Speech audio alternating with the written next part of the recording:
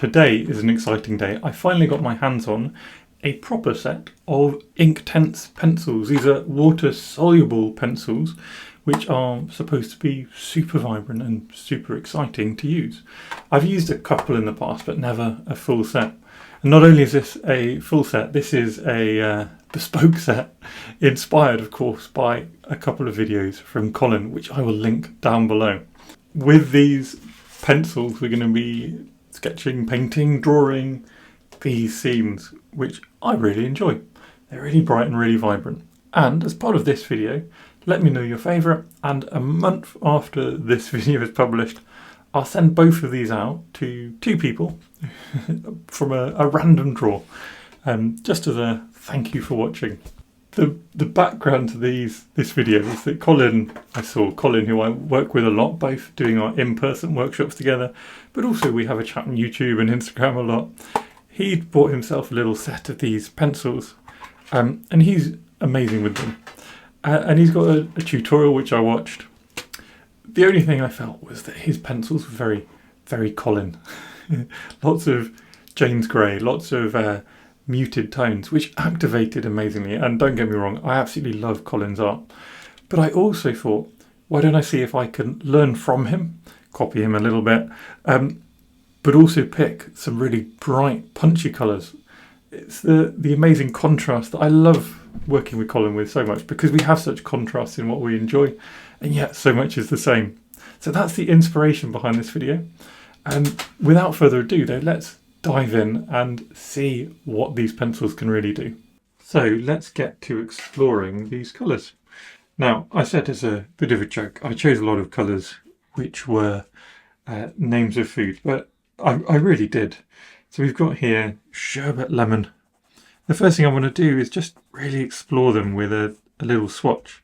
And you start to understand, look how bright and bold they are straight away. This is, by the way, lightly textured watercolor paper, so it's not going to damage the pencils too much, but it should sort of be able to handle a lot of water. Next we have Tangerine, so another bright and bold colour. Then we have Chilli Red, so hopefully you're starting to understand I really wasn't joking about the food related names. Next we have Mint Leaf, so hoping for a nice bright sort of vivacious green. Moving on to Leaf Green, so hopefully that's a bit of a kind of sap green colour. What have we got here? Iron Green coming up next, which is a nice, more neutral, dull green. Then Baked Earth, sort of foodie, isn't it? It's got baked in it. Has a kind of sienna type feel to it. Red Oxide, which I'm hoping will feel something like Indian Red. And Iris Blue, bright and bold blue. Yeah, and that has it looks a bit like cobalt or a bright ultramarine. Then back to our food, we have dark chocolate, burnt umber. I suppose burnt could be food related as well, couldn't it?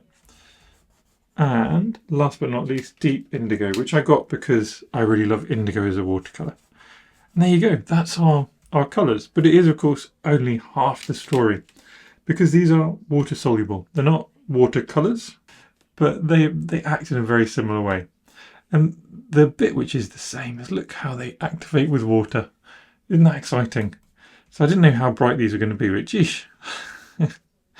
That's pretty incredible, eh? So all I'm using here is a say size 20 flat brush. It's about a 1/2 inch flat brush. And we can just see how some of them activate a little more easily than others. So these bright colours definitely activating a little more than these greens. But when they do come alive, all these colours are really quite something, aren't they? Really pretty bold and special. Here's our, I think that's our Red Oxide. Let's have a look. Yeah, I think so. A little more red than I was expecting, but equally lovely. There's some Iris Blue, dark chocolate. Oh, that's got a lovely warmth to it as well, hasn't it? Got a sort of red undertone. This is burnt earth, I think, or baked earth. No, burnt umber, sorry. And then deep indigo, and that is a lovely rich indigo. So there you go, a real fascinating collection of colours to swatch out, isn't it? Before we get started painting, it's also worth thinking about how we actually use these things. So, for example, there's the obvious of dry on dry. This is a dry pencil on a dry page. And we can draw lines, we can shade, and we can hatch. And each of those will give us a predictable intensity of colour when we activate it. And again, just look at the intensity of colour. These are pretty amazing in how they come to life with that water. The next way that we can do it is, you got it, dry on wet. So we wet the page and then we do the same line, we do the same shading, and we do the same hatching. And what you can see here, this is with the Chilli red this time, is that the line is slightly softer and already quite activated. It's already quite bold. The last is we can do wet on dry. So we wet the pencil and then we shade, hatch, or draw a line. For me, this has a very similar effect actually to the dry on wet, but it's perhaps not as interesting. It's actually funny because in watercolour pencils I rather like drawing that way. We can also combine colours and we can even paint with flicks like that, just flicking the pencil with our brush, and you can lift the pigment onto your brush and then paint with it on the page. So loads of ways. There's also, I'm sure, loads of other ways. Do let me know in the comments your ways of painting with these pencils. And now we're going to partition off our page and see what we can what we can do with them. And what I want to do is use only these. So I'll use these on water. And I'm going to therefore, as I saw Colin doing, use one of the darker colours for the line work. And that will allow me then to wash it around later. And I think this will be a fun one. This dark chocolate, that reddy tone, but it's quite a lot deeper when you apply it just as a pencil. And we got our scene, which is a little lighthouse in the Netherlands. And let's just start sketching. So I want to keep this line fairly light. I don't want this line to overtake the whole image. And you've seen how bright and bold this is, and it really could if I'm not careful. I'm going to make it a bit brighter, that said, because I can see otherwise it'd be very difficult to see on the camera. I'm going to jump into the middle and just get this fascinating lighthouse up. And again, I don't need to draw every bit. So just sort of key lines here, just the key bits. And where we see this side of the lighthouse is in shadow, can make the line a bit bolder. Then we've got rooftops, little chimney marks, little rooftops again, coming down. And then the rest of our kind of landscape off over here. So here we've left out a couple of bits. So I haven't got these sort of roofs on this side, which kind of, they stack up, don't they? Quite fascinating overlap of shapes. There we go. But now we've got the rooftops covered by this coming down. And the other bit that I'd like to get in initially is this idea of the road, which is kind of wending its way towards us, coming down a definite hill. And hopefully that's kind of the shape of the scene already there. So, time to start playing with the bright colours. We've got this obvious red for the lighthouse. So I'm going to just almost scribble in. Colin was quite specific with how he placed his marks. So I'm going to try and remember that, but it may be that I'm just not quite that person. I do want to do it my way as well. So a little blending of ideas, hopefully. We've got these similar reds actually going on in the roofs and in the bricks. So it's lucky I've got lots of reds and oranges to play with here. So I'll do a little bit of, this is this Chilli red up here, just into the rooftops. And then I think one of these colours would be rather nice. So let's grab this, which should be red oxide, which is my, hopefully similar to Indian red, which is a really lovely brick colour actually, and roof tile colour. There we go. So just placing the pigment on the page is all we're doing at the moment. Into that I'll bring this colour Baked Earth, which now actually has quite, I said it was sienna-y, But this is quite ochre-y, I think, or maybe raw sienna. I'm going to put that in for some of the walls. Not everything needs to have colour, of course, so we can leave some bits blank. Oh, and this one wasn't supposed to be coloured, but there you go. Next, a little bit of blue to mix in with that. That will neutralise things out a bit. And I'll start getting some blues up here. And then we can play with all these lovely greens. So I'm going to start with these deepest greens. Just finding this kind of hedgerow which comes along, goes up here. Just placing these marks. We've got this kind of front which is quite dark and bold as well. Just little touches. So that's what I'm aiming to do. In this foreground, let's move to some leaf green. So this is kind of like a sap green, I think. That's the feeling I got first from it. And we can get this feel going back. And I must say, I suppose I should talk about how these are working for me. They lay down a lot of pigment very easily, so they're certainly not hard work. Like some cheaper watercolor pencils can be really quite challenging to use, but these are really, I'm touching the page and the pigment is certainly getting laid down really easily. There's a little bit of yellow in a few obvious places. We've got these yellow marks here. So I'll pop those in. There's also some light yellows for me in here. I'll kind of shade those in rather than hatch them in. There's kind of bit going through there as well. And the last bit I think to play with here is in the sky. And we have this kind of indigo at the top, don't we? So let's get that in there. Just as rough hatching. Down on this side it comes almost all the way down, but it's much deeper at the top. And then here there's kind of white and indigo meeting together. I might lift that a little bit with some blue. This is the iris blue. And also add some warmth. So I felt this was a lovely warm colour. This is the burnt umber. And that should neutralise some of that indigo a little bit. And there you go. Ready to grab our brush and dive in. So all I'm trying to do with this flat brush is activate the colours. And I'm going to start in the important bit, the lighthouse and the buildings. And just look at that. It really does come to life, doesn't it? We can touch into the shadow lines as well. And either clean the brush off if we want to be neat, or you can move these pigments around the page as well. So I can take pigment from the lighthouse and pop it in other places to make the pigments match and blend a little more. It's nice to leave some gaps. I'm going to clean it off for the walls, and the walls can just have a more gentle sienna feel to them.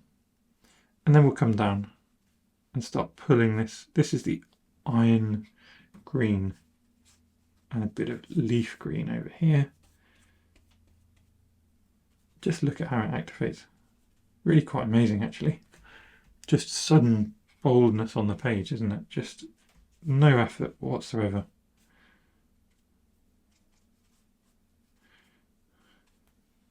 All we're doing is we have popped the pigment on the page already, so we're just trying to activate it but move it as well. It doesn't have to stay where you leave it, so don't fall into the trap of making it stay.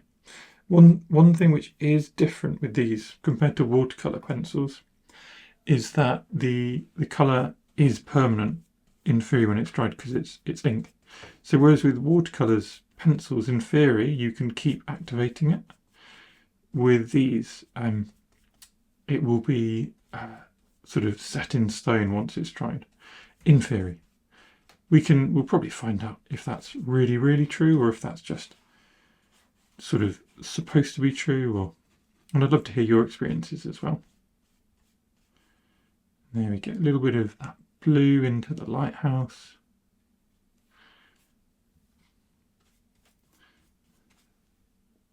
And I want to leave some of this white, so trying to just lift. You can actually see there, as I try and lift, it's already stained the page. So yeah, they're definitely got differences to watercolour pencils. We can let some of that red splurge out, also control it a little bit. There we go. You can see just how much pigment they lay down, because look, I can pick up there and then I can go off and paint all over the page with that same tiny bit of pigment. These same reds will pick up and move elsewhere as well.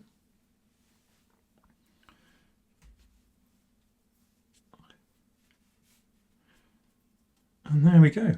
So that's a really quick scene, almost complete. What I am going to do is come back and just add a few details. So I'm going to use my deep indigo this time, and using it dry on wet, so the page is wet. Let's see how these pencils do when we're trying to create some softer lines. So we can create little windows, bring out the chimneys a little bit more. The lighthouse, we can resolve the features of it a lot more. Got little windows along here as well, which we can sort of touch in.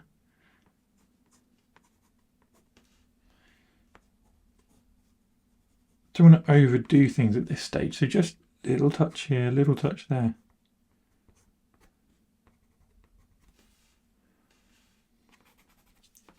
And then in places, I guess actually, we can really increase the contrast, can't we? Because of how easily these lay down pigment. Just look at that.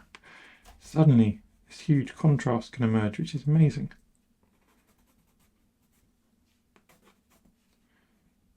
Maybe even just up some of these little yellow poles, which have got a tiny bit lost.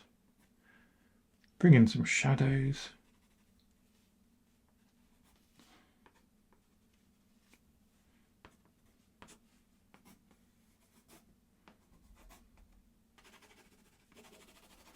What's really nice as well is, just like watercolour pencils, you can add texture.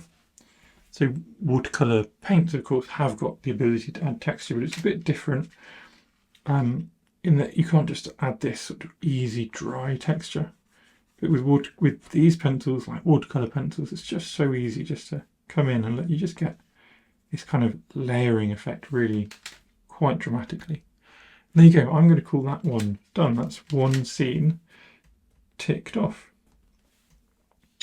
One scene done, of course, but we are not finished yet. So let's have another look at these pencils using something more landscapey.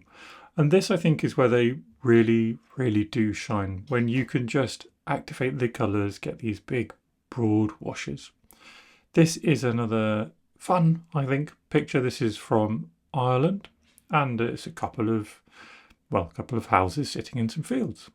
I'm starting off with the deep chocolate colour of pencil and just gently picking out key lines. So not even key shape, but just key lines, the beginnings of shapes.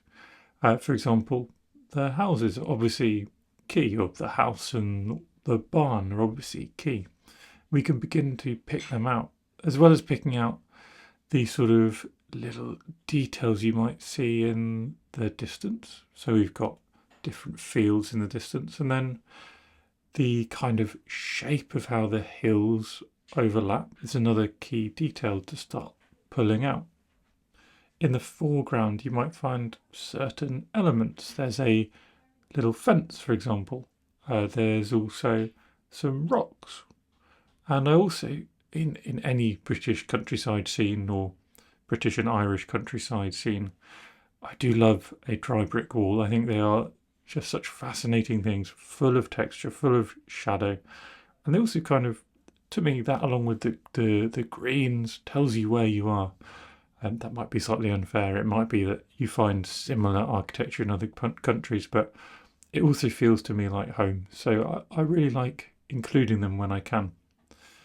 It's important to just keep a good tip for when you're doing this. You can see I've got a much better tip now. And what happened is these pencils, they deposit pigment so easily on the page. That also means they become a little blunt more quickly than I'm used to. So I've taken a knife, actually, a craft knife, a Stanley knife, and just sharpened them. And we're back, and now we can draw. You can see, draw suddenly really fine lines with a lot more care and attention, a lot more ability to get some details. And there isn't a huge amount more to do. This is in many ways a really simple scene. In terms of the lines, if we were to ink this, there isn't a huge amount that we have to get on the page. But there is a great deal of complexity in the greens. So time to play with our greens and our yellows, starting with Sherbet Lemon, a delightfully tasty sounding colour. Just like before, we're just going to apply patches of colour through the scene. So I'm kind of looking through the scene, going, where do I see yellows? Where do I see greens? Because I enjoy using watercolour pencils, I probably have a bit less fear than I used to.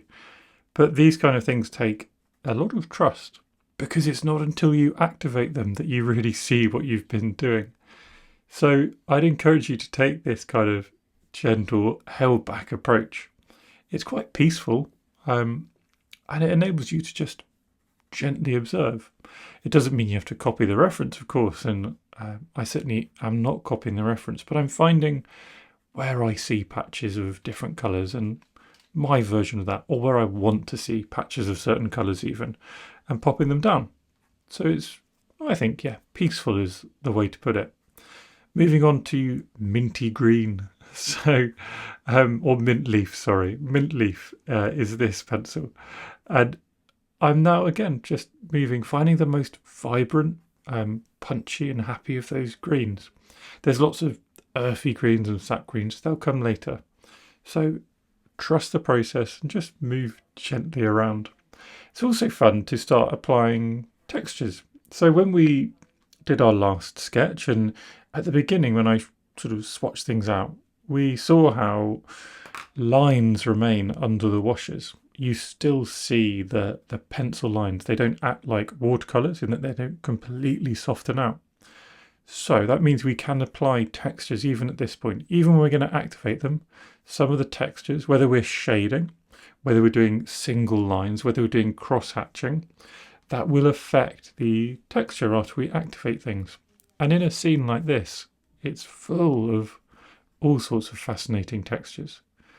Here, I think I get the most fun when you start applying the darker colours. This is now moved on to leaf green, which is quite deep as a pencil. And when you activate it, we saw in the swatch that it's actually quite bright colour. But as a pencil, it feels deep. It adds immediate contrast. It suddenly starts to sort of make the scene feel like it's doing something, like it's coming to life. Here I've got iron green, which I actually think is a really lovely colour as well. It feels a bit like my, maybe a more murky version of my Green Apatite Genuine, or I used to use Perylene green as a watercolour. It feels like something like that. And just moving around now between these greens to add in those more murky touches, and then you can find gaps and you can add in lighter touches. Here using some red oxide, which is going to form the backbone of these slightly sort of reddy, warm, what I assume is heather, kind of has that mossy feel in the distance. And combining that with dark chocolate will give us a warm brown feel, whilst also hopefully not being too bright. But it's also not intense, it's not gloomy, is it? It's got a lovely warmth to it. So still trusting the process, gradually building up all these little layers and little marks. Here moving on to deep indigo, and this is where I'm identifying, in my mind, where are the sort of biggest shadows. They're not just the shadows, but also the most important lines and areas of contrast. And just using these deeper colours to find that. Like, I think if you squint, you hopefully would agree the biggest contrast is in the houses. And we can kind of tell we're nearing the end when you start getting out the silly punchy colours, tangerine and chili red for the roofs, of course.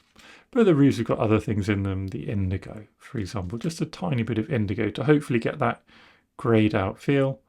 And then the walls are a little difficult. They're quite light. They're almost white if you squint, but a tiny touch of red oxide, which we can then move around in other parts of the image as well. Skies are really difficult in watercolor pencils in one sense, because often we have this idea in our head of what a sky should look like, and a sky should not have lines in it, at least not in our heads, or at least not in my head. Equally though, when we do a watercolor sky, very rarely is it realistic. We just get used to what a watercolor sky looks like, or a simple sketched watercolor sky looks like. So I'd encourage you just to experiment and explore watercolor pencil skies, or in this case, Inktense pencil skies. And just some hatching and shading, and sure enough, you should be able to develop something fun. And this, just take a look at it now before it's activated. That's what it looks like. And I think by the end, it looks pretty good. Time now for the fun bit. Seeing if our trust in the process was correct, or if we were going to get undone at the final hurdle. Using my trusty 1/2 inch flat brush, or size 20 flat brush, and frequently cleaning it off so the colours don't become murky. Something I learnt from the last sketch was just how much pigment there is, and therefore how often we need to keep washing our brush and cleaning it to stop the pigments all leaking together. But this means we can move things around, we can activate things. If we really want to get rid of a texture, we can scrub quite hard with our brush. Or if we want to keep those textures, that texture might be a realistic texture, or like over here on the left, it's not a realistic texture, but it's a texture which shows how the sketch was constructed, which I think is really fun or important as well. Well, we can keep that by being more gentle. Equally, I talked at the beginning about how to use watercolor pencils. Notice how I lifted some pigment up from the left, and I used that all over the image to paint or draw with it. An equally valid way of doing things. Another sort of way to explore any kind of water-soluble pencil, or even water-soluble markers actually. And it's just again about dotting around, having a exploratory, slow idea of how you're going to just activate things with due diligence, let's say, to the reference. So trying to keep it as you were imagining it, as you were drawing it, but also recognize this is a water-soluble medium. Things will happen, and sometimes you might have to change things to make a better piece of art rather than a more accurate piece of art. When you find little gaps, when you find somewhere lacking contrast, often activating just like this, look how much contrast is generated from the simple activation. And if things are looking a bit dull, remember when you activate those bright roofs, look, the whole sketch just comes to life. It's absolutely amazing what these pencils do. Just a tiny bit of water and the whole sketch just pops to life like that. What we now have is a much more simple and fluid sketch than we started with. And it's important not to overwork this stage, because it is what it is, and we'll start degrading the paper if we try and move things around.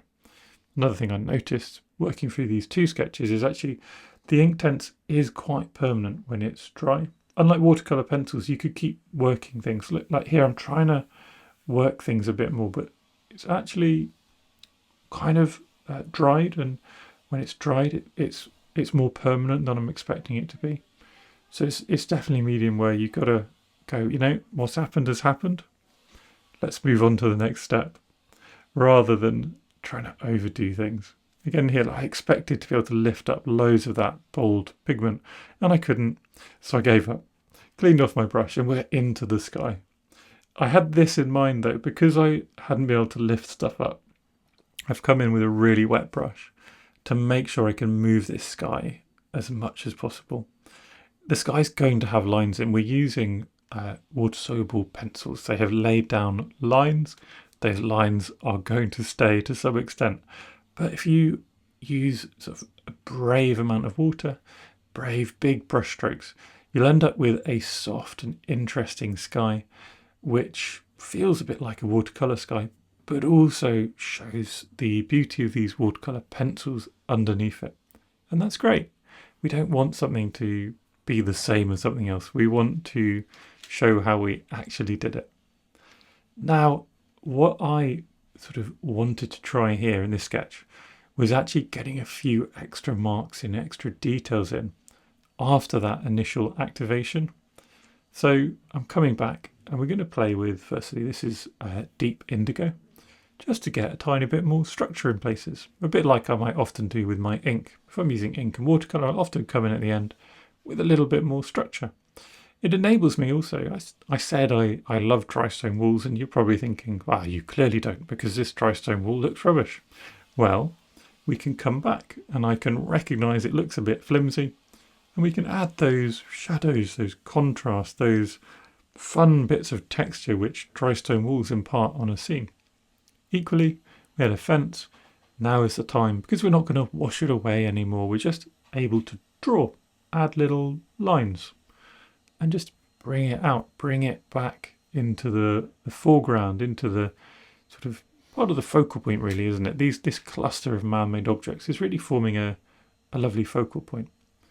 The other bit is just to get a little bit more context, tiny touches to suggest detail. So we can do flicks, now using leaf green, that sort of sap greeny pencil.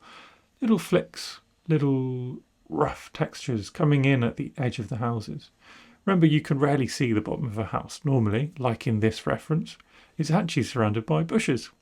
Equally with the dry stone walls. You can't actually see the edges, can you? You can only see that they've got stuff growing up them.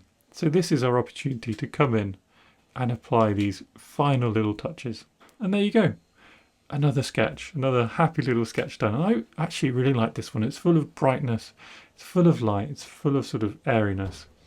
And these pencils are pretty amazing. If you've enjoyed this, do like, subscribe, and leave a comment if you'd like to acquire one of these paintings for free.